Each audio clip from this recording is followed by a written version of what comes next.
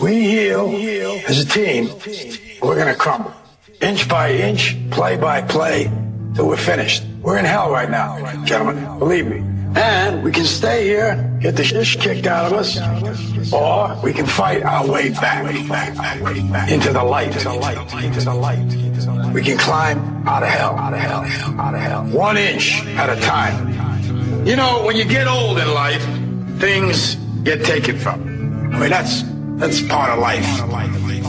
But you only learn that when you start losing stuff. You find out life's this game of inches. So is football. Because in either game, life or football, the margin for error is so small. I mean, 1/2 a step too late or too early, and you don't quite make it. 1/2 second too slow, too fast, you don't quite catch it. The inches we need are everywhere around us. They're in every break of the game, every minute, every second. On this team, we fight for that inch. On this team, we tear ourselves and everyone else around us to pieces for that inch. We claw our fingernails for that inch. Because we know when we add up all those inches, that's going to make the fucking difference between winning and losing. Between living and dying. I'll tell you this, in any fight, it's the guy who's willing to die who's going to win that inch. And I know if I'm going to have any life anymore, it's because I'm still willing to fight and die for that inch. Because that's what living is. There's 6 inches in front of your face. Now I can't make you do it. You got to look at the guy next to you. Look into his eyes. Now I think you're going to see a guy who will go that inch with you. You're going to see a guy who will sacrifice himself for this team because he knows when it comes down to it, you're going to do the same for him. That's a team, gentlemen. And either we heal now as a team, or we will die as individuals. Ideas are bulletproof. Welcome to the show, ladies and gentlemen. I'm your host, Popeye from FederalJack.com. This is Down the Rabbit Hole, and today is Friday, December 2nd, 2011. I'm a little fired up today and pissed off about the path that this country is taking.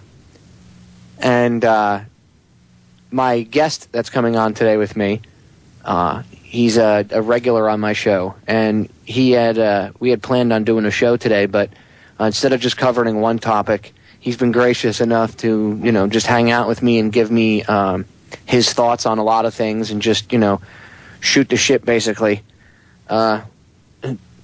It's just going insane outside, and I need someone with a brain in their head to bounce things off of, so I can get a good my thoughts out properly without rambling and ranting. So my good buddy Steve Stars, regular here on the show. Steve, say hello. Hey, glad to be with you and your listeners. We appreciate all of them, of course, and you are the best people out there, the only people, the only hope right now, Popeye. So we're doing what we can. Well, thank you for coming on again, and you come on about once or twice a month. And I know we were going to originally, talk more about RFK today, and we will talk more about the RFK assassination later on, and we have 2 full hours. But this stuff that's going on with the government, it needs to be addressed, and it needs to be like red alert, flags going up, sirens going off. I've heard some people say, I wouldn't worry about it. I think you're, over-dramatizing things. To those of you that think that, I say pull your head out of your ass, because we're heading south fast. And this comes from somebody that tells people to have a calm, cool head, okay? I don't tell people to freak out, but we are seriously close to where we were 230 some odd years ago before the Revolutionary War. It's getting really bad. So we're going to talk about a bunch of stuff today. Steve, the first thing I want to touch on, because we got a couple minutes before we go to break, so the first thing I want to touch on is this bill, the one that's in Congress about indefinite detention. I don't remember the exact bill number. Do you know it offhand?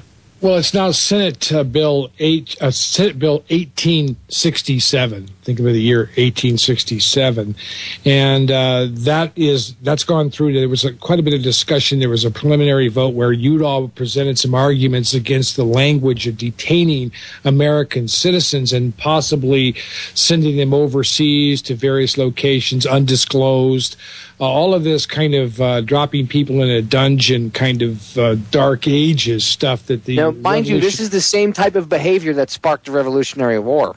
Yeah, absolutely. I was just going to say that this is the kind of stuff that caused the Bill of Rights to come into effect in the first place, because people were so sick and tired of this kind of tyranny that they wanted to outline your unalienable rights. These are not little privileges that the government gives you. These are, in their consideration, God-given or the Creator-granted rights that are unalienable, meaning that a government has no right to trample on these at all. So this is the kind of stuff that they're trying to upset. Now, it's very subtle. Some people can say, yeah, but they've been doing that for a long time. Of course they have.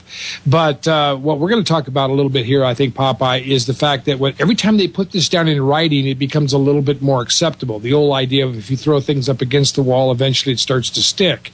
This is the kind of stuff that McCain and Democrat Carl Levin put through together. So this was a bipartisan, tag team attack on our Bill of Rights by both parties. Warmongering jerk-offs. Yeah. That suck Satan's Johnson, okay? And they're going to sit here and they're going to tell us, now the battlefield is here in the United States. It's in your front yard. So it's okay to have an Apache gunship hovering above your house. And I keep saying this because I don't think people remember that WikiLeaks Apache gunship video that came out like a year ago or less than a year ago, whatever it was. And it got blocked on a lot of YouTube channels and stuff, but it was all over the mainstream news. Okay, if you had listened to the whole thing, and many people did, when you listen to it, the pilots were talking, and they can hear the guys from the ground, the infantry unit, saying, hey, there's kids here. You're shooting at kids. You shot kids. And what did the pilot say? Well, you shouldn't bring your kids to the battlefield. Well, ladies and gentlemen, they just brought the battlefield to your children. Because now your front yard, your house, your living room is considered the battlefield. Right. Exactly. This is Contemplate Battlefield USA. That. Yep. Yeah. USSSA, Steve. Or USSA, right. Yeah. Like Russia, but with an A instead of an R. Yeah, it's atrocious because, this goes back to the Posse Comitatus Act of 1876 and then 1878 when it was implemented. The idea was to keep the military from being used as a police force. That was after the Civil War, when federal troops were all over the South. It took them all those years after the war ended, what would it be, probably at least 11, 12, 13 years by the time they started clearing the federal troops out of the South. This is such a bitter thing. But the point is simply this, that Popeye, they had a civil war and then occupation. In this case, we have occupation, what comes next. You see what I mean? It's almost as if they're planning on trying to set off a revolution. Yeah, they want a bloody revolution so that they can go, we need to, bring in martial law and we need to shoot civilians and do drone strikes. Yeah, they are attacking the American people. It's like that old Who song, "The men who spurred us on sit in judgment of our wrong." That's exactly what they're trying to do here. They're definitely trying to agitate us to the point of having some kind of a revolt where they can set up a police state and take away our rights and say, well, you see, friends, we did this to help you and to protect you. It's absolutely absurd, and these are the kinds of things that we have to identify, be smart enough to recognize, because history does repeat itself. It's a repeat offender, but by God, we're going to go down fighting, at least identifying what's gone wrong here before all this happens. New World Order, Steve, these guys are like, this whole thing is like an abusive husband, okay, who beats the wife and then says, baby, I'm sorry, I only hit you because I love you, and then beats the hell out of her. Woman, shut your mouth, and hits her and hits her and hits her and keeps beating the crap, and we keep going back. And we keep taking it because we're a bunch of idiots. Mm-hmm. And people are like, well, what do we do? what do we do? We know what to do. The Declaration of Independence is our instruction manual. Tells you exactly what you're supposed to do when things go wrong. Go read it. You know, and the Constitution is the rules that they're supposed to run by.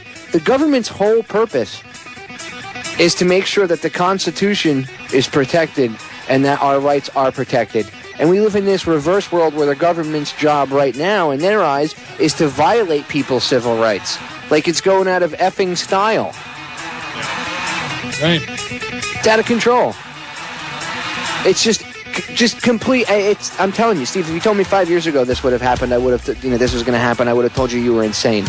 But now, it's like living in a bizarre world.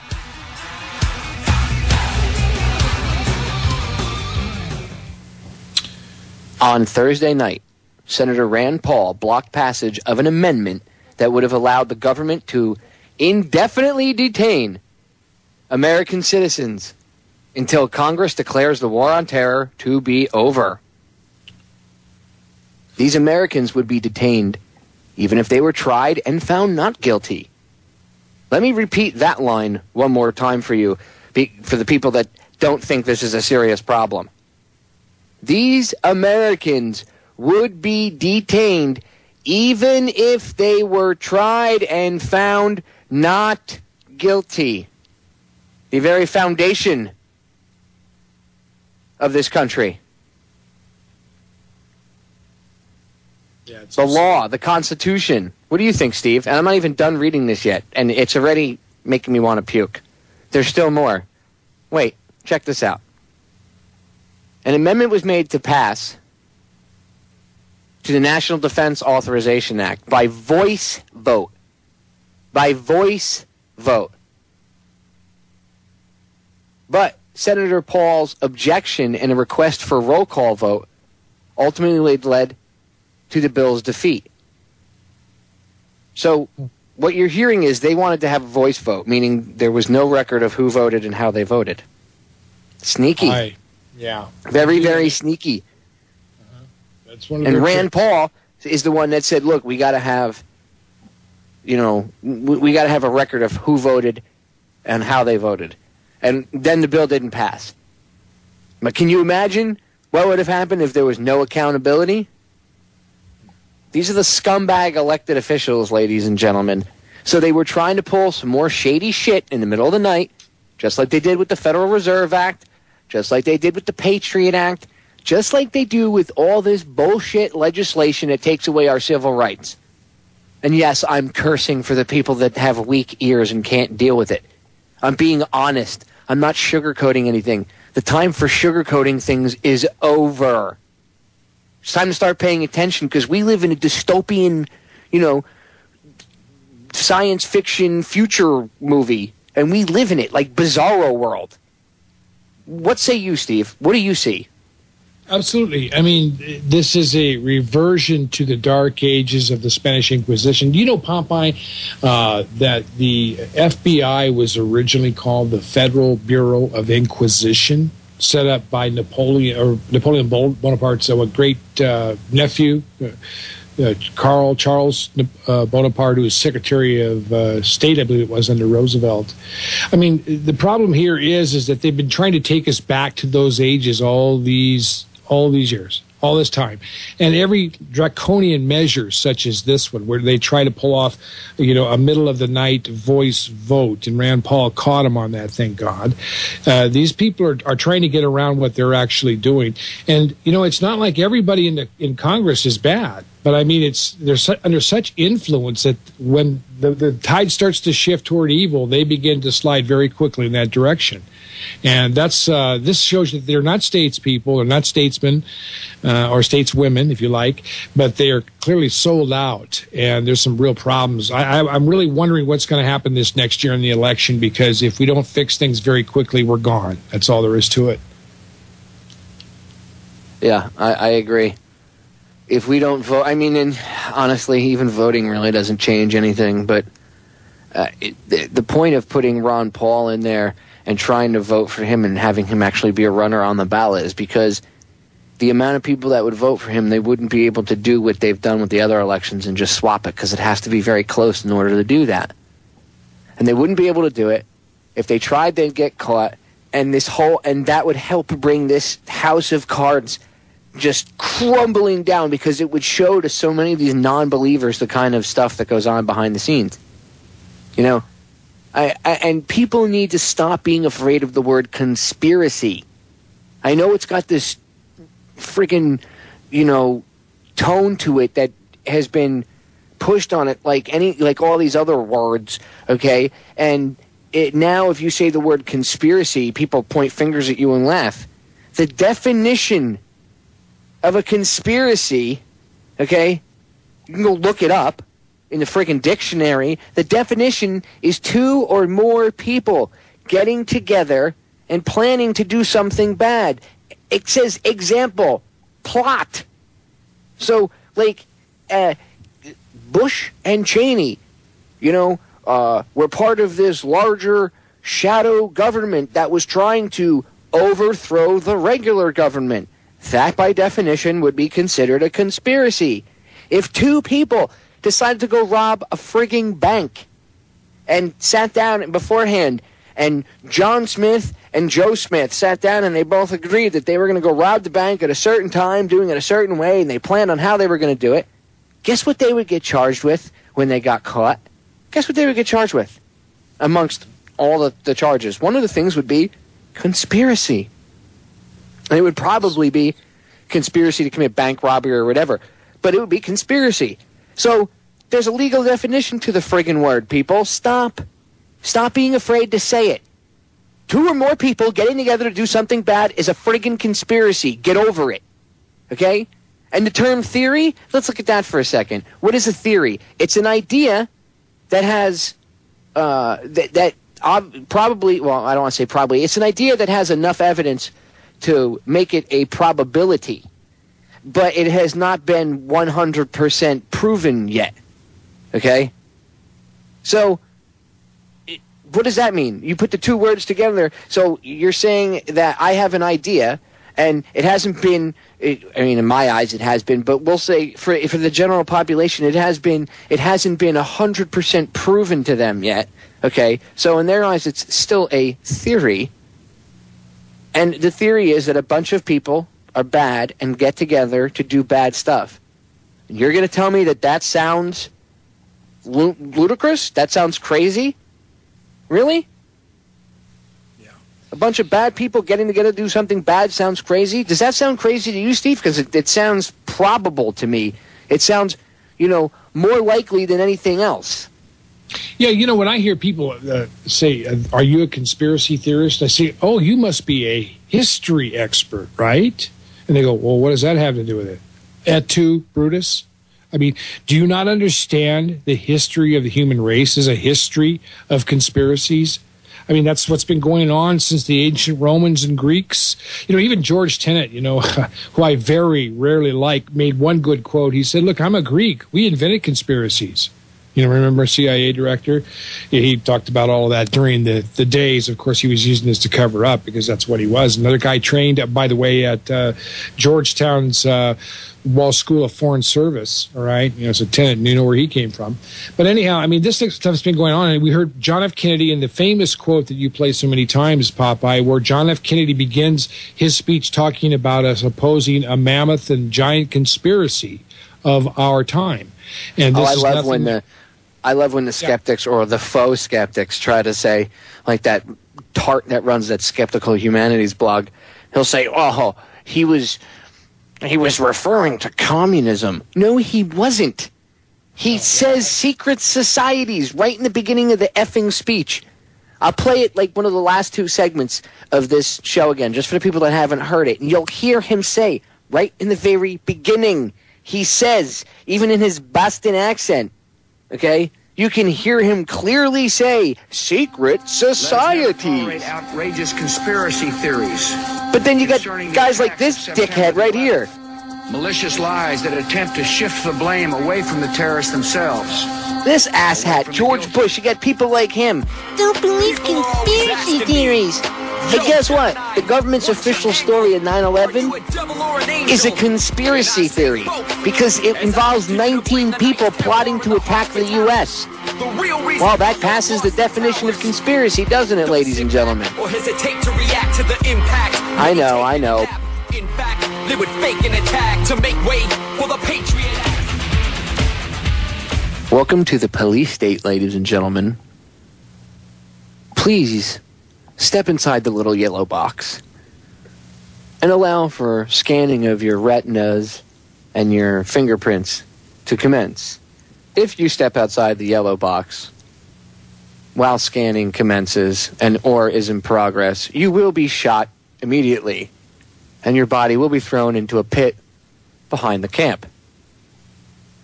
Thank you for your cooperation, and welcome to Camp FEMA. Sir, I think you've had too much to think tonight. Oh, Jesus. People, it's time to wake up because this is where we're headed. Those camps are real. And look, if you don't think it's draconian that they want to make it a felony for you sharing, your favorite YouTube video, these people are out of control. And they're scared because you know what? They realize that they're getting in trouble and that their crimes can't be covered up. They're scared. So they're like rats. They're running around trying to find a dry spot on the ship while it sinks. Yeah, they don't even have the sense of rats. At least the rats would try to swim after a certain period of time. Yeah. These morons won't even try to get off the sinking ship, but they'll just keep trying to ram that ship as hard as they can into the water. Idiots. It's a very serious situation. Popeye, I think that they are. People look at some of these FEMA camps and they think, well, you can't really incarcerate that many people there. Friends, let me tell you something. These places of incarceration are deep underground. They're not on the surface. They're not like Stalag 17, you know what I mean, with a little watchtower and a guy up there with a light and a rifle. They've got much, much bigger plans for taking people. One of the interesting things, I called Senator Udall's office. Now, interesting as it was, Udall was fighting the language of detaining American citizens in Senate Bill 1867. The National Defense Authorization Act that just passed through. He was fighting that language. And then when we did manage to win a little bit of a battle there by forcing them to change some of that. But his office was telling me that the FBI and the military both were opposed to that whole concept of detaining American citizens. Why? Because the FBI, if they're going to make an arrest, okay, what they want to do is they want to collar somebody. They want to hold them, interrogate them. And, in other words, they want their own prisoners. They don't want some elitist taking any American citizen off to someplace unknown and holding them and then carrying on some trial behind closed doors that the FBI is not involved in. And the military doesn't want to be involved in this because they know where this is going as well. There are a lot of good people in the military. Popeye, you're a vet. You know what it's like. There's a lot of good people who swore an oath to uphold, defend, and protect the Constitution of the United States, and they don't want to be a part of this either. So some of the top officials at the Pentagon's chiefs of staff, all the way down, the FBI and people like that had told Senator Udall's office that they were opposed to this whole thing as well. So why is it in the bill? It's only in the bill for one reason, to antagonize you as citizens and to tell you that you're little people. You're little people. You don't matter. Your Bill of Rights doesn't matter. We're important. We're going to protect you. We're going to take over authority. You're going to be our slaves. We're going to do what we like for your own good. These scumbags think that they're above us. And if people don't realize how disconnected they are, you have John McCain smirking with that little smile on his face. I'd love nothing more than to walk up and punch that man right in the mouth. Knock his dentures out.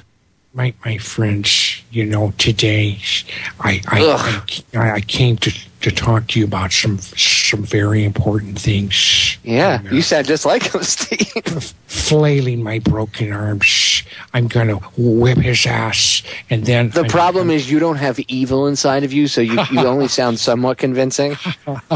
His soul is just pure evil. So, and I'm not saying he was born that way. Maybe McCain at one point was a little boy. I don't think so. I think not that way anymore.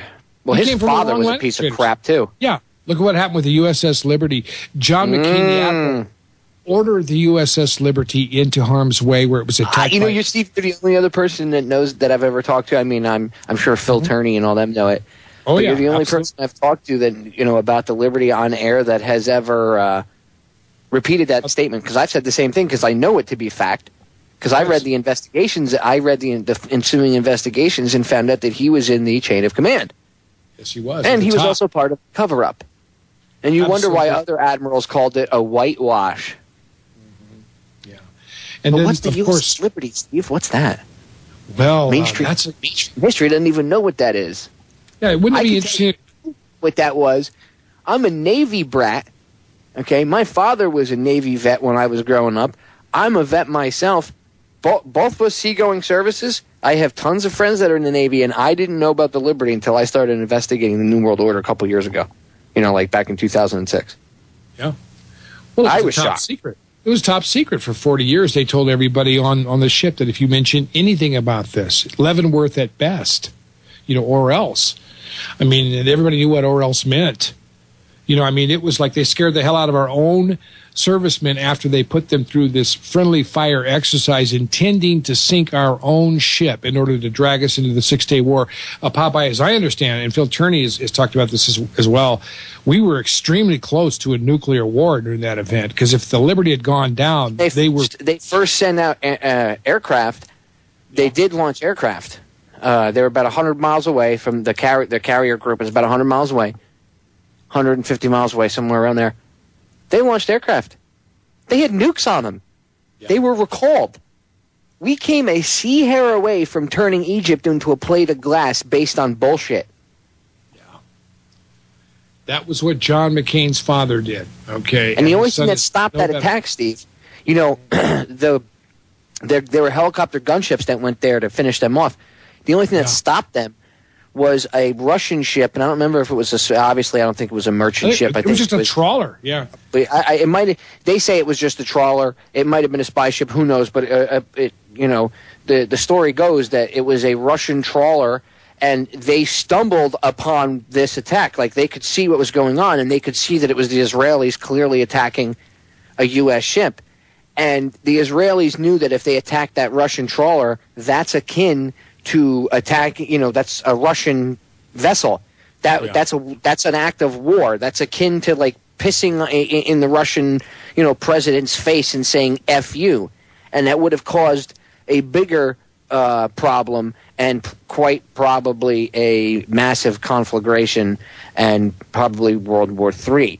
So they knew they couldn't attack that Russian ship, so they beat feet. It's the only reason why the Liberty stayed afloat. Because that helicopter gunship, the gunships that showed up, were meant to finish it off. It was through sheer determination of those sailors, some good old-fashioned luck, and the fact that that Russian trawler happened to come by, that ship was able to, was spared. But I don't really call what happened to those people, those men, spared. And then what the government did to them afterwards was appalling and atrocious. And the people that okayed it throughout the Navy should all be hung for friggin' treason. You're all scumbags. I know most of them are dead. But maybe you'll hear this in eternity, you pieces of crap. And John McCain's father was one of them. So, yeah. Sorry to cut you off, Steve. No I just get very hostile about the USS Liberty. That's a sore subject with me being a sailor. I can understand why. Well, we've had Phil Turney on. Bob Tuskin and I have done, I think, 2 or 3 shows with Phil Turney and other members, of course. And there's been some struggles with these gentlemen because, this is a very painful memory. When as I understood, when they finally towed the USS Liberty all shot up into Malta, sailors who watched the ship come in, Popeye cried. The U.S. sailors, they couldn't believe this. You know what I mean? That this ship had been so beat.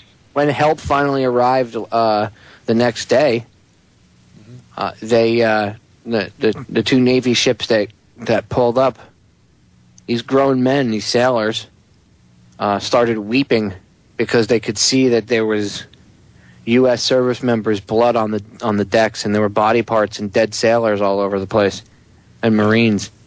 It's atrocious. Yeah. It's atrocious. That ship only had 2 50 cal gun ports for protection, and they were taken out right quick.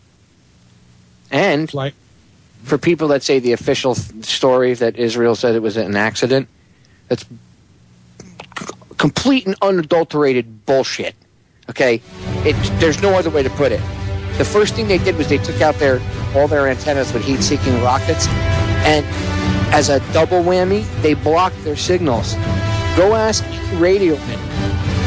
Okay? The only way to block these encrypted signals, especially on a ship that was maintained by the NSA, I know it was a naval vessel, but it was controlled by the NSA. Okay? The only way to block those signals was if they had the codes. And then they would have known whose signals it was. We're going to break. We'll be back. Man, it's the last segment of the first hour already, Steve. Yeah, the show just goes by when you're on. Really? We've gotten into, well, I got so emotional about these issues, man. I mean, you know, well, so much to say. You can't help but get emotional. You have to be either completely numb and retarded to not even get the slightest bit pissed off about any of this, or you're in on it. And you know, and when I say numb and retarded, I'm referring to most of the general public out there, because most Americans would be appalled at this kind of stuff if they really understood what was going on. And when they do figure out what's going on, they're like, "What the F? Yeah, it's exactly what we've been saying." You know? Right. Well, it's our job. We've got maybe months, and I'm not putting all my hope in Ron Paul, friends, but I'm saying that there's going to be a clear-cut choice this next November. And, I mean, I've never seen, there have been situations like this that I can recall in my pretty old age at this point, where elections were very cut and dry, black and white. I think one of them was the election between Barry Goldwater and Lyndon Baines Johnson. I'm not a huge Goldwater fan, but it was obvious at that time something was very wrong with electing Lyndon Baines Johnson in 1964. But this next election year is going to be very important.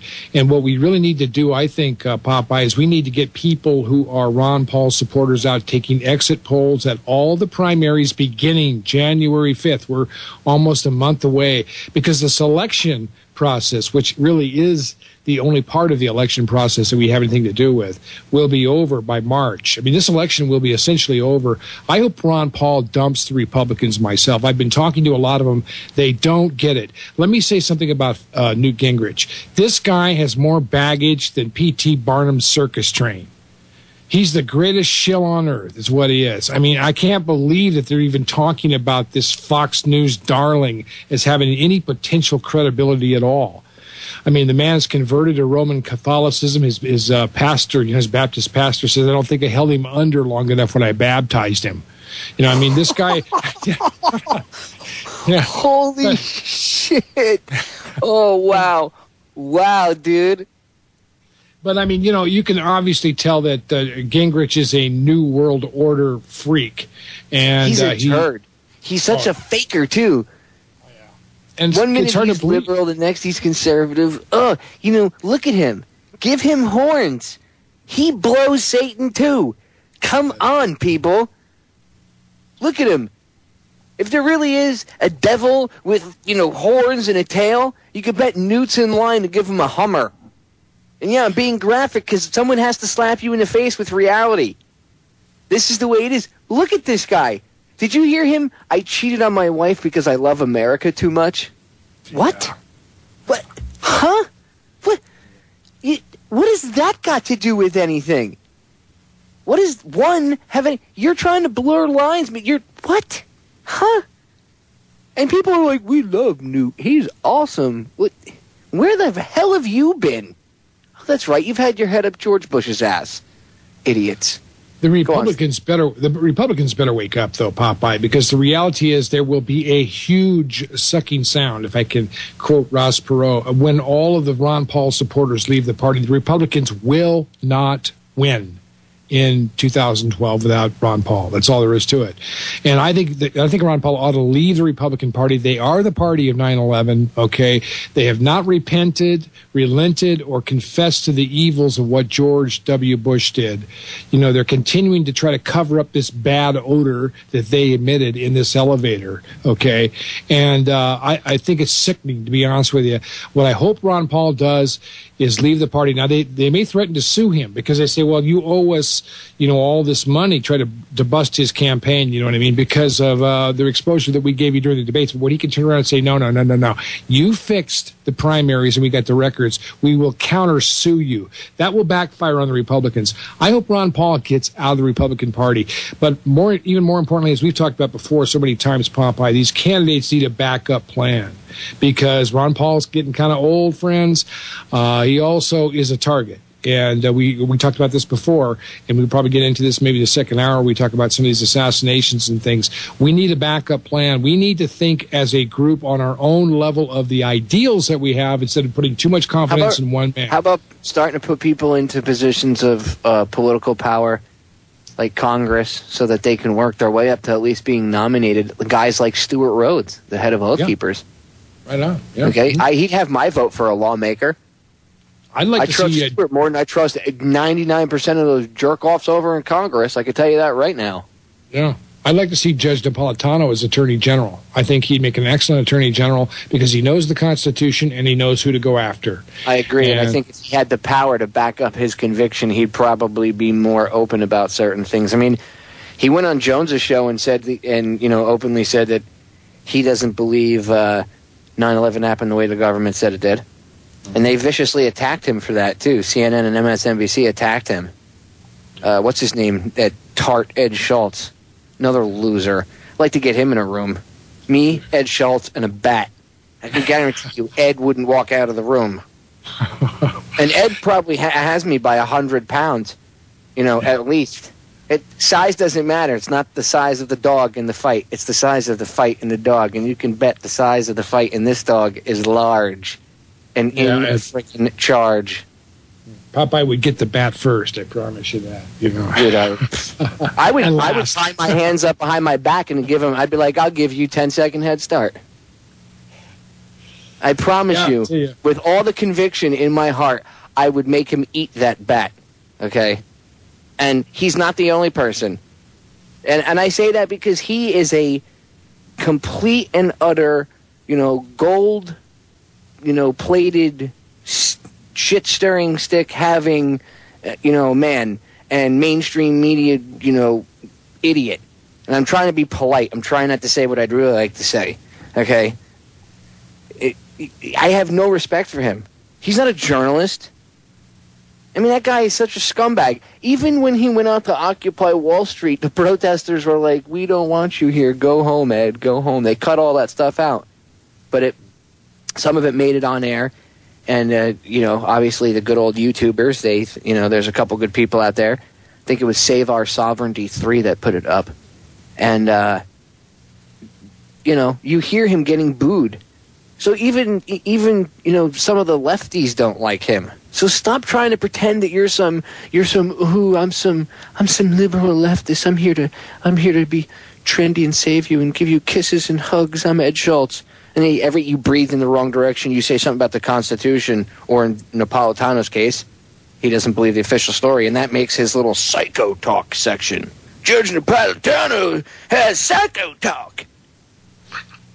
Yeah. Him and Chris Matthews need to be put on the same piece of ice and kicked out to sea. Yeah. Towed by one of those polar bears. Oh, Steve, that was priceless. The polar bear will be back. Yeah, because polar bears do swim, out to go hunt for food. That's right. After he eats, Of course, Al Gore would have you believe that polar bear going under the water is drowning, even though the polar bear is hunting and it can hold its breath for, I think it's a couple minutes. I forget how long it is. It spends like 75% of its life in the water. Before people just assume what Al Gore says is right, you should actually go look it up. Yeah. And before I look, I'm not saying that the temperature on the planet isn't changing somewhat and things aren't going on with the climate and everything, but the Earth goes through cycles. There's this massive ball of fire in the sky called the sun that has a lot to do with things, And chemtrails. Well, that too. See, geoengineering is one of the biggest problems, Steve. That's some real dangerous stuff right there, the whole geoengineering thing. That's right. I think chemtrails may have something to do with it. You know, we had those sudden storms, those early storms this year. They started out here in Colorado that broke down all the trees, went all the way across the East Coast. Remember that, Popeye? I think a lot of that had to do with the early.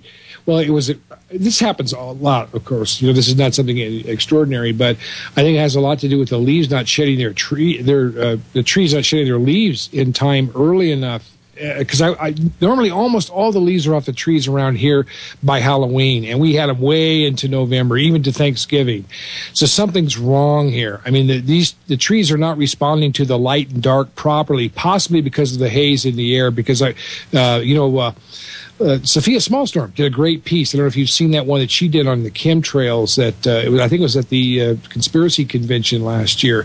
Excellent piece where she talks about what's happening with the haze in the atmosphere out there, and this could very well possibly be the very thing that they're trying to create, which is a global warming condition, but it's having the opposite or different or variant effects. So I'm not trying to beef up Steve, Al Gore's if you think they can control the weather, you're crazy.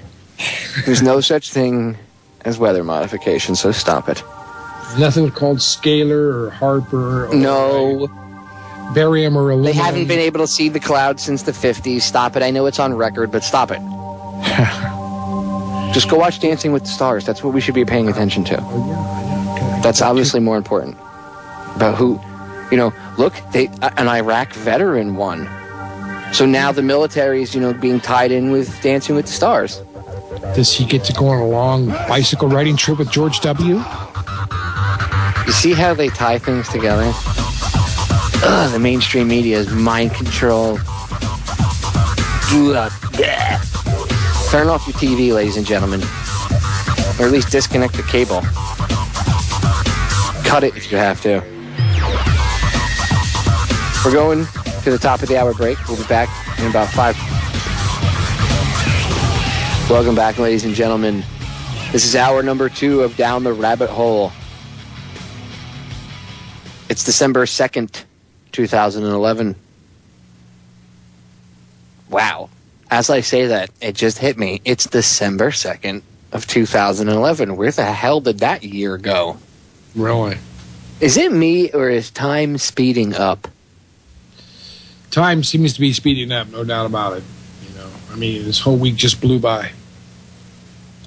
Right? But not even that. Like, years are going by now. When I was a kid, it seemed like things took forever. Now, you blink and it's like that. It's gone.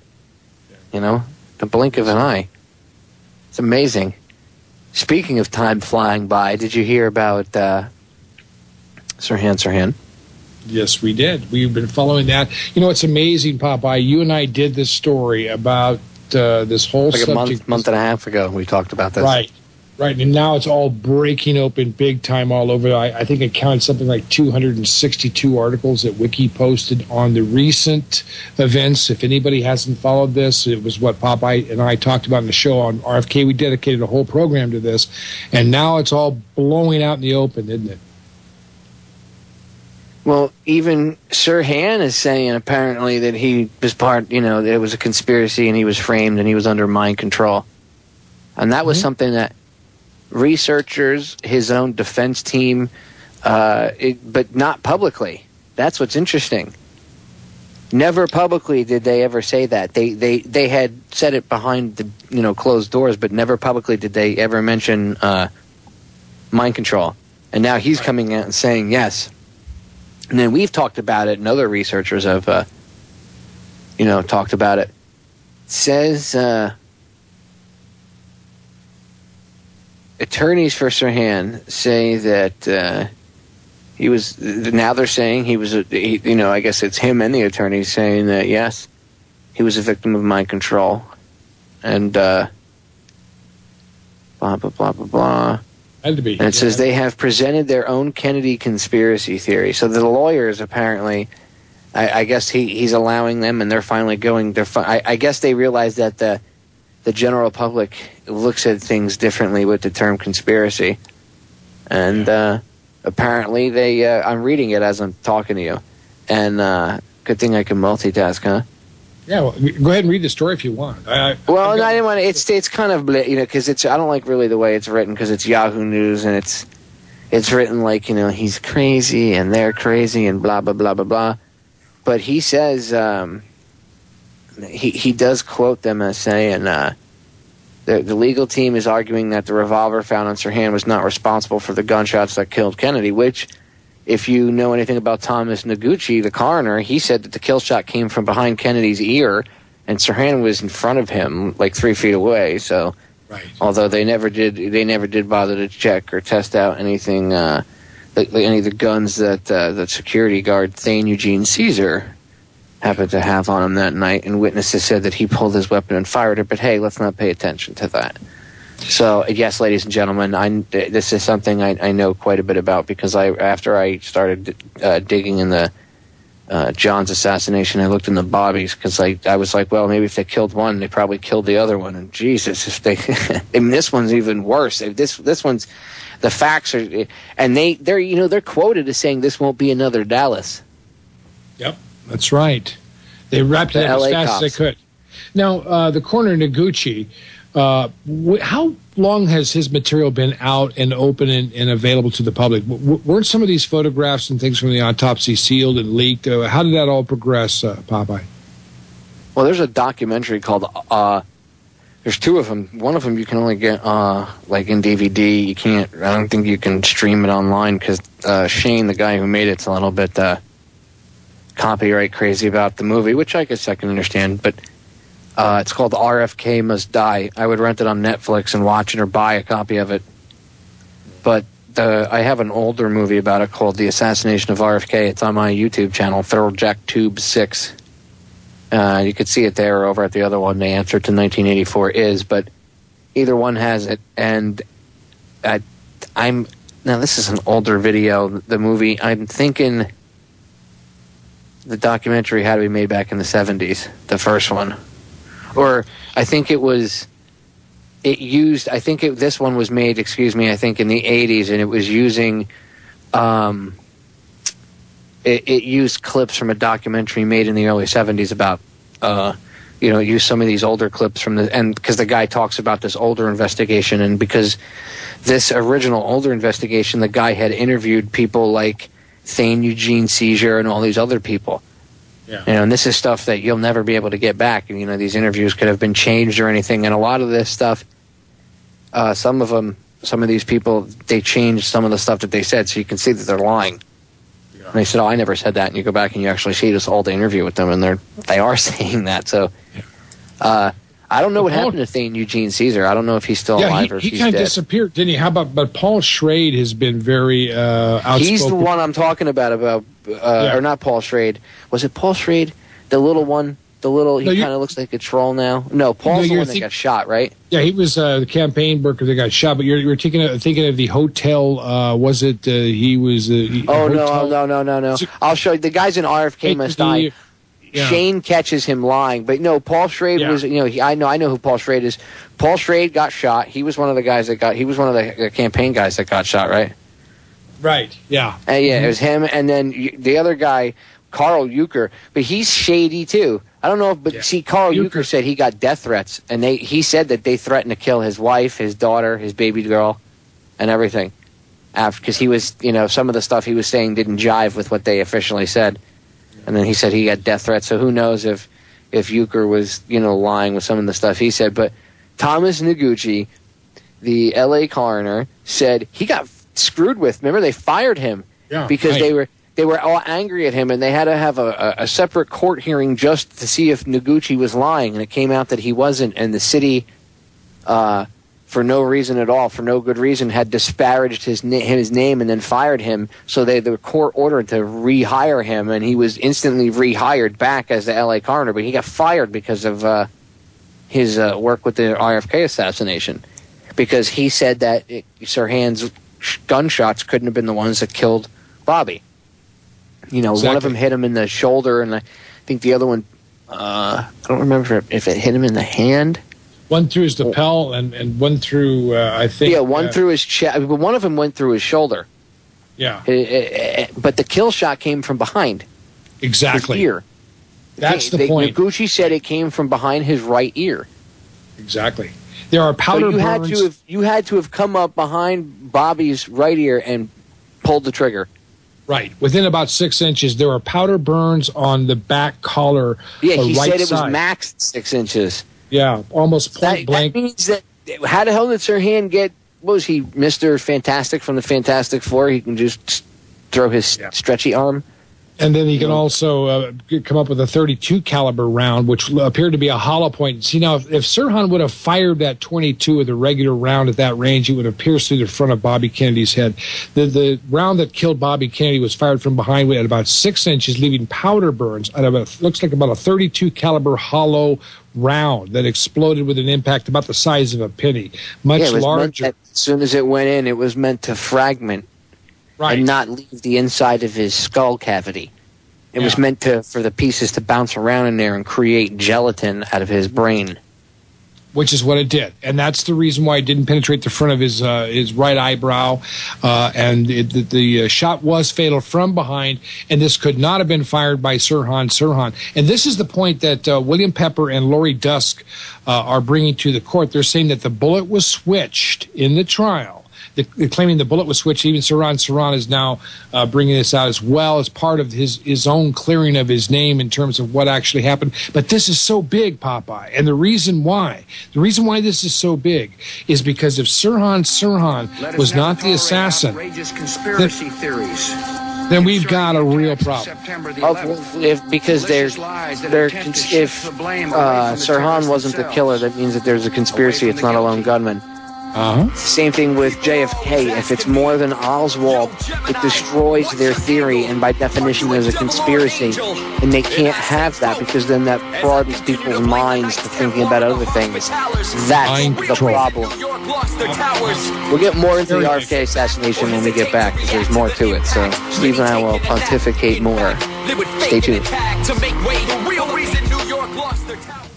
Ladies and gentlemen, I'm going to play a clip from the movie RFK Must Die, a little bit of audio from it, a couple seconds of it. You're just going to hear a little bit of info about this lady named Sandra Serrano.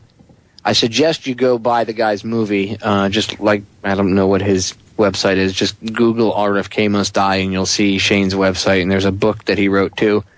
I suggest you get the book because I'm sure, I haven't read it yet, but I'm sure it's pretty good. I'm trying to get one myself. I'm trying to get Shane on, but he's rather hard to get in touch with, so eventually I'm going to try to get his book when I can afford to and read it, and I suggest you get a copy yourself. Anyway, Steve and I have talked about this woman before, and she saw a woman in a polka dot dress with Sirhan before the shooting, and then there was her, Sirhan, and a third guy, and then only her and the third guy came out, and Sirhan was, obviously didn't come out with them afterwards. And she had said, "We just shot Kennedy." So, and listen how they tried to intimidate her. And then Steve and I will talk about it, but check it out. Sandra Serrano was sitting outside in a fire escape when she saw two people fleeing the scene. I was standing there just thinking about how many people there were and how wonderful it was. Then this girl came running down the stairs in the back, and said, "We've shot him, we've shot him." And I says, "Who did you shoot?" And she says, "We shot Senator Kennedy." A boy came down with her. He was about 23 years old, and he was Mexican-American, because I can remember that because I'm Mexican-American. She had on a white dress with polka dots. She was light-skinned, dark hair, and she has a funny nose. I thought it was really funny. All my friends tell me I'm so observant. After nearly 40 years, Sandra kindly agreed to her first interview since the night of the shooting. It was very claustrophobic in the ballroom. You could barely move. I just stepped out onto the fire escape and a little balcony attached. While I was sitting there, three people passed by, a woman and two men. And the woman, I remember, was definitely an Anglo. And at the time, I thought both men were Latinos. They went in and said, "Excuse me," very polite. Then a little later, two of them came out. And like tripping over each other and tripping over me. And I said, "What happened?" They said, we shot him. I said, "You shot who?" And they said, "The senator." And I said, "What?" And then I remember going into the ballroom and Everything was chaotic, absolutely chaotic. I remember very distinctively that she was wearing a white dress with black polka dots, like a little ruffle around the collar, like a bib top, sort of. Dark hair, definitely, like a little pixie kind of cut, and a nose that sort of like Bob Hope, Richard Nixon kind of nose, a little bit ski. There's certain things about what happened that day that I will never forget. And the statement, we shot him, I'll never forget that. So I'm very clear in my mind that that's what was said. Both guys actually were short. A guy in a gold sweater went up and down with the girl, but the second man didn't come down. Sandra described him as a white male, 23 years old, 5'3", with curly bushy hair in light-coloured clothes. After seeing the picture of Sirhan in the newspaper, she felt certain this was the same person. That's what it was, seeing the photograph in the LA Times, and I said, wow, it really does look like that guy. The FBI asked why she hadn't mentioned Sirhan on TV, even though Sirhan hadn't been identified at that point.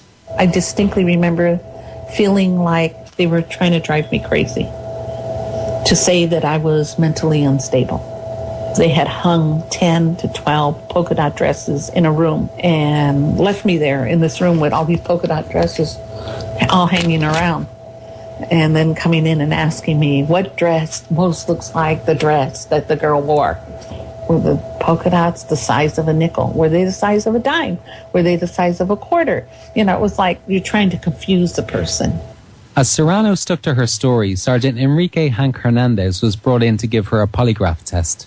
He was a very frightening person. And he was like some Dr. Jekyll, Mr. Hyde type, you know. One minute he was just like really, really nice and soft-spoken, like a wonderful big brother. And then the next minute he was like, you know, you're an awful person and you're hurting the Kennedys. I think those people. No, Sandy. Remember what I told you about that? You can't say you saw something when you didn't see it. Sandy, look, I can explain this to the investigators where you don't even have to talk to them and they won't talk to you. I can do this. But please, in the name of Kennedy. I never seen a girl. No, I'm talking about what you have told here about saying a person tell you we have shot Kennedy, and that's wrong. No, it isn't, Sandy. Look, I love this man, and you're shaming right now, if he can't even... Well, I'm trying not to shout, but this is a very emotional thing with me too, you see. If you love the man, the least you owe him is a courtesy of letting him rest in peace. I felt like I was a criminal. That's my best description. I felt like I was a criminal and I had done something wrong. You didn't do that. You didn't see that. You weren't there. You know, you're making all of this up. Why are you doing this? Just a lot of browbeating. So, you know, during later years, it crosses your mind. Why did they invest so much in beating you up? If there was nothing there, why did they beat you up so much? I remember thinking that he was lying. And then thinking, no, he can't lie. He's the police. The police don't lie. Finally, Hernandez wore Serrano down. I remember saying to him, whatever you want me to say, I'll say, okay? I'm not here to hurt anybody. I don't want to do anything bad. So whatever you want me to say, I'll say. And they were the cops. They were the good guys. Hernandez pressured Serrano into a retraction and concluded she had never seen Sirhan in person and had fabricated, for some unknown reason, the girl in the polka dot dress. There you go. And there's more. You got to go watch the whole movie for the rest of it. But, I mean, that's just, I wanted to give a decent background on who Sandra Serrano was and what she went through. Now, you heard that was the interrogation of her by this guy. Hank Hernandez. Him talking, for the love of Kennedy. I can't stand that. I know. You are a practicing Catholic, Sandy? Oh, so am I. You know, this guy was a CIA agent. There's no question about it. Totally, dude. Total spook. What you're hearing here is a Spanish Inquisition-style roughing up of a witness by the Catholics in Action CIA. There is a very, very top tier of the CIA that is actually run by the Jesuits. If you don't believe that, well, then look who's running your spy agencies right now. James Clapper. Leon Panetta.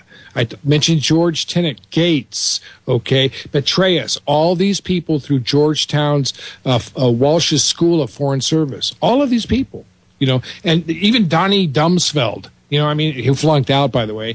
But, I mean, all of these people have come through this whole system. These are the people who are in the top tier of this. And these Jesuits, this part of the Italian, well, let's put it this way, the Black Pope's secret spy section of the CIA, because not all the CIA is controlled by these people. They're in a very covert, layered security situation.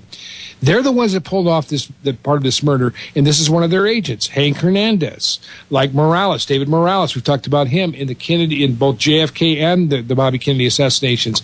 You're hearing what is an Inquisition-style pressure, and she's responding to it. This is a very powerful interview because, friends, who was behind all of this? The mind control manipulation of Sirhan Sirhan. Who actually fired the shot? It was probably Caesar, as you pointed out, with his .32 caliber revolver drawn. All of the forensics do not match, do they, Popeye? None of them do. And I got to tell you, there is missing ceiling tiles, Steve, with bullet holes, bullets that were dug out of the wall. 13 shots. Evidence disappeared in Bobby's assassination. They destroyed the evidence before the trial. What? Huh? Before any investigation, certain evidence went missing. Huh? Yep. You know, Steve, you and I talked about this in respect to the RFK assassination and Sirhan in general, or I should say in particular. We talked about how he's mind controlled and stuff in the past. And I want to get a little back into that because it's important to cover that aspect. His own defense team thought it back in the day, and Dr. Diamond, who I don't even know if the guy's still alive anymore because he was old as dirt back when I saw him interviewed, or at least I saw him in Shane's movie RFK Must Die. And you'll see them talk about it. But one of the investigators for the defense team was in a cell with him, Sirhan, and Dr. Diamond and Sirhan, and himself. And the three of them were in the cell, and they were taking notes, and they were for Sirhan's defense, and they wanted to see, pretty much how easily he could be hypnotized. So Dr. Diamond hypnotized him to that when Diamond would rub his nose, Sirhan would climb the bars of his cell like a monkey.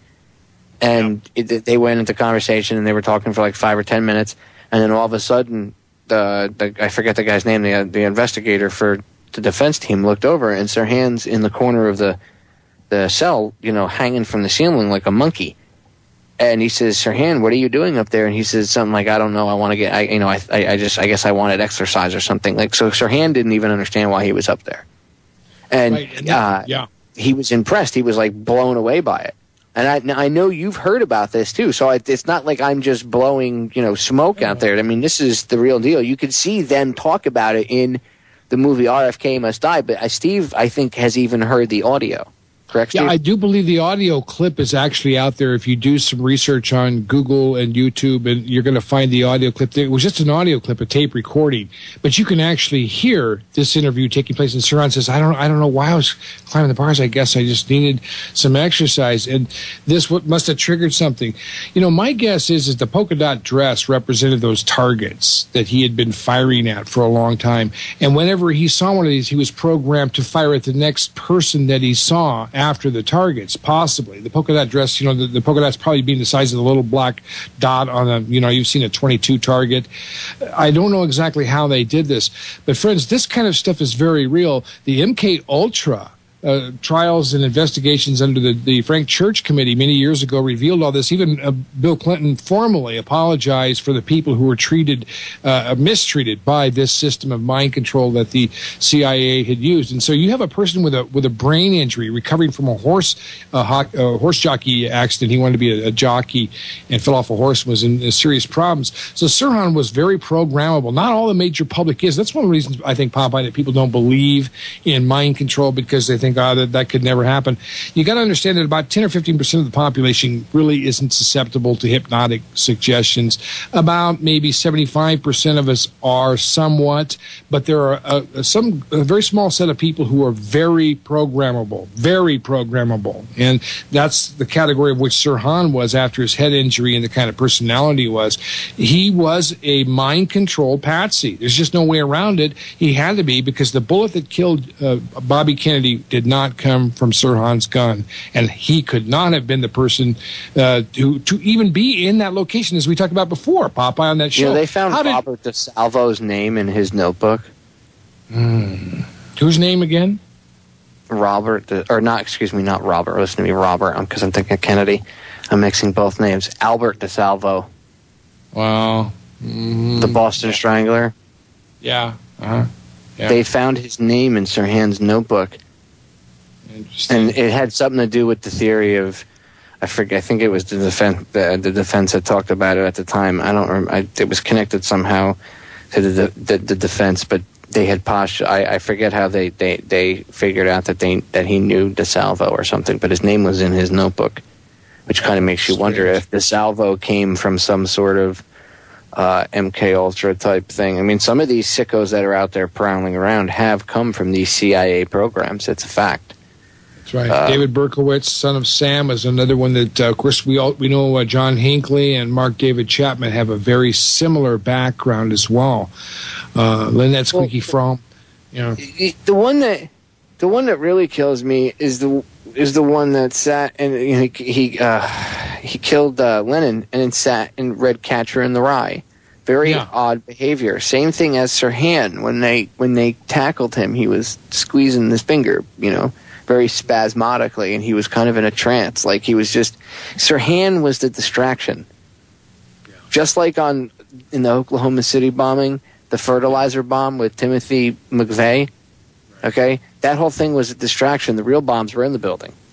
Yeah, they absolutely were. As General Parton showed, with physics and his background in explosives, plus the fact that history proves his theory. History actually, in fact, back his theory more than anything else. Because if you watch that day, the local news, they brought bombs out of the freaking buildings. So this was the same thing. Sirhan was the distraction, and you had somebody behind him pop him. I mean, why else would they think about it for a second?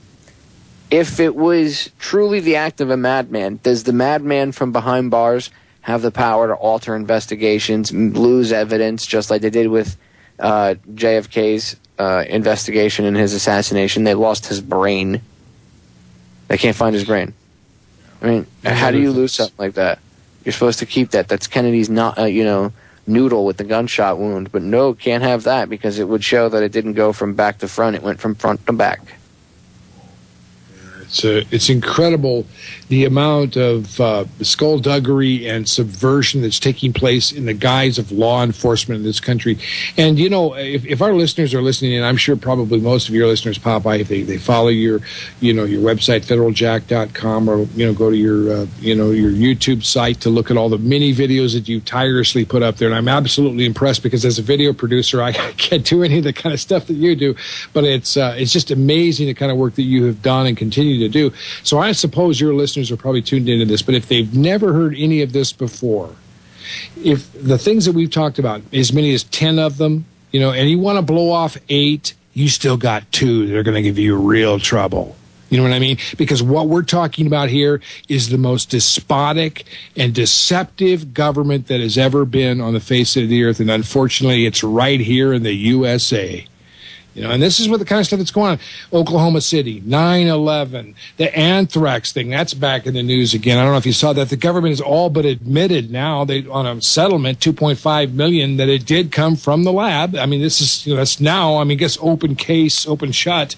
Well, how do they expect us to believe that Al-Qaeda got access to Fort Detrick and then weaponized anthrax? Right. Yeah. How'd they get that? Well, we had... lapse in policy. Really? I mean, what did you guys have, the doors just wide open? Fort Detrick is not easy to get into. You can't just walk in there and, hey, let's go raid the bioweapons lab. Woohoo! Yeah. Let's go steal stuff. Come on, Steve. Let's go cause havoc. Woohoo! You can't do that. You'd be shot before you even got close to it. I mean, it actually got out the door in a fire sales. A bag that was mislabeled, Popeye. It beggars belief that they even try to pass this crap off anymore. Right. It's like, look, at least 20 years ago, you guys gave it more effort. Yeah. I mean, this for real. Since 9/11, they haven't really put any oomph into trying it. You know what I mean? But that's what is so bothersome, because they used to have really good, covert actions. I mean, this was a good one. I mean, to actually get a guy out there to fire a pistol at or at least arm's length or 6 feet from Kennedy, and then popping from behind, and you've got the guy right there shooting the weapon, giving yourself plausible deniability. Now it's like ass hattery. Yeah. I mean, that's how stupid the American people are. They watch World Trade Center 7 and just drool like idiots. They have no idea. They have to try. That's why they don't. People are like, well, why don't they try, dude? Because they don't have to. Because the general public is like, fire brought down those buildings. I mean, physics doesn't allow for that. Physics? Oh, they didn't teach me that. That wasn't part of my education. Building 7, dude. Hard to believe they get away with it. Hard to believe. But that's how stupid we've become. It's like that movie, what was it? Idiocracy? Mike Judge's Idiocracy, where all the morons kept procreating and the smart people didn't. That's where we live, ladies and gentlemen. We're going to break. We'll be right back.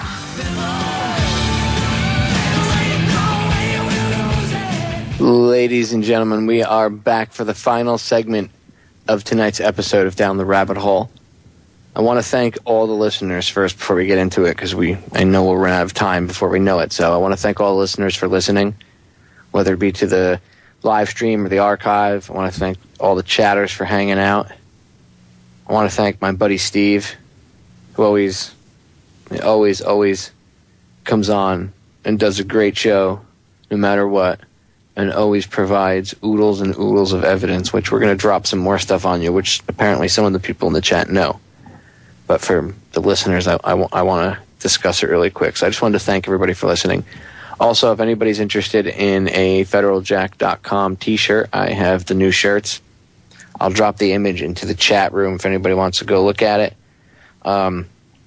Email me at info@federaljack.com, info@federaljack.com. For the details, I haven't gotten a chance to put a widget up or anything else. I'm in the middle of relocating the federaljack.com bunker to a more secure location out of the big city. Not still kind of in suburbia, not out in the middle of Nowhereville, but closer to it than where I am now. And I'm, as I've talked about before, I have lots of high-rise buildings around me. Where I'm going now, I can look in 360 direction. I don't have that crap around me, so it's nice. I see sky and clouds, although it's usually filled with big chemtrails, so it doesn't really matter. Anyway, Steve, somebody in the chat had mentioned that they're tired of our media. I think it was the user Honeytropic, and they said that they're tired of the U.S. media, fawning over pretty much, like, oh, we love the Queen or the Prince, and and they bring up a good point about the fact that many people don't realize. They just, the Queen, it's so dainty and pretty, and the media, disgusting. They fawn all over them and trip all over themselves. It's because we haven't left their control. Our court system is very much run by them. Steve, why don't you tell the listeners what the bar of the Bar Association stands for? Sure. I mean, if you look it up, you can find it. It's very difficult sometimes because they've hidden this so well. But the BAR, B-A-R, stands for British Accredited Registry. That's why they call them Esquire. An attorney Esquire. This is still part of the legal parliamentary system that we inherited from Great Britain. This is a title, by the way, which constitutionally people should not have. But this is one of those things, that's still part of that whole deal. Oh, I got to mention this, too, that I saw a little prompt that if we mention we have to mention Orion T-shirts are at the website, too, and a donation gets a shirt. I wanted to throw that in just because I do want to support you guys at Orion, and I know I'm getting off topic here, and Popeye never promised me to say this, and I'm always embarrassing him when I do, but you guys really need to help if you can, because the fact is, if you got a micro broadcaster or a small affiliate or something like that, get this stuff out, because we are running out of time. If they close the door on and shut down the light, it's going to be back to the fax machines and the CB radios, which I remember. Okay, I remember when the fax machines were coming across from Oklahoma City, Popeye, with news about the barometric bomb. Back then, this was way before 9/11, so if we don't have, a lot of people don't realize that we can lose the internet at almost any moment, and that's possibly online with what's coming up here. So we need to get these small, low-powered radio stations up and working, podcasts, everything that we can, because I really want to support federaljack.com. Bob Tuscan, my buddy, bobtuscan.com. He did a great show on AIDS last night. I know I'm embarrassing people with plugs right now, and I don't get anything for it, friends. But my friends, Popeye and Bob and the people at Orion, these guys are doing a great job. And I hope that we just continue to support the great work that they're doing. Sorry, Popeye. No, thanks, Steve. I appreciate it. So go on and tell the listeners what bar means, because I'm sure they have no idea when it comes to the Bar Association, who gives lawyers who later become judges their license. Yeah, I shouldn't say they give them their license, but they kind of do. So, yeah. What exactly? Kind of give them. We have a few minutes, so go ahead, tell them what the Bar Association is and what it really stands for. Well, it's the British Accredited Registry, and you have to pass the bar in order to get this title as an operational attorney, jurisdiction, at least, or a juror of the court, in order to be representative of their court system. You don't just get into the British Accredited Registry court system without a stamp and approval from essentially what is the Queen's legal system. Now, I know a lot of this goes back to Magna Carta, friends. I'm not trying to say that it's all bad, but what I'm saying here is that this is not our own legal system, and it's been manipulated and controlled by the British Empire in many ways from the very beginning, and that's why we're still in the same situation here. You don't have to have an attorney when you go to court. You can represent yourself pro bono, which is kind of, or pro se, I guess, which is a little bit difficult and can be convoluted, especially if you don't know the rules of the court, But I think Ralph Epperson said at one point, Popeye, that he said that he had talked to some of these judges who had gotten to certain levels and moved up into federal jurisdictions. And he said that they were all in kind of a quiet, tight little knit group about certain things that they just did not talk about. These are your federal judges. The guy that's handling traffic tickets, he doesn't know anything about this, or divorces, or custody cases. But as you move into the district courts and the U.S. district courts, you start to really see this little enclave of judicial people who meet behind closed doors in the black robes. I mean, it's just like the same old secret society situation. And this one judge was honest enough to talk to Ralph Epperson. After Ralph Epperson had told him this was the case, he said, no, it's not. And then we came back later and said, you were right, it is. There's a secret society among the judicial leaders at the higher courts in our land. Yeah, and they're not doing anything against us. They're not doing anything, to enslave us. Come on. That's a conspiracy, Steve. I don't believe in that stuff. I believe in, our politicians, and if we vote, we get good results, and we have to back Barack Obama. Oh, I'm sorry. Yeah. I'm sorry. I was in La La Land for a minute. I'm back. Well, Republicans are going to get Barack Obama in 2012 if they don't wake up, because the bottom line is the country has shifted. And as I said before, there will be a very large troop of people leaving the Republican Party if they try to pull off Newt Gingrich or Mitt Romney or Perry or Kaine, who's probably going to step down anyway. Any of these losers, no one's going to go for them. They're going to snatch. I don't understand why anybody, the first it was, what's his name? Perry. Then it was Kaine. Now it's everybody's on Gingrich's Johnson. It's ridiculous. Yeah. Hey, they're throwing everything they can up against Ron Paul, and it's not working. Yeah. But unfortunately, most of the voting public is in La La Land, right next to my snoring dog that you guys hear in the background. Okay, that's where most of the general public is. They're with her. They're all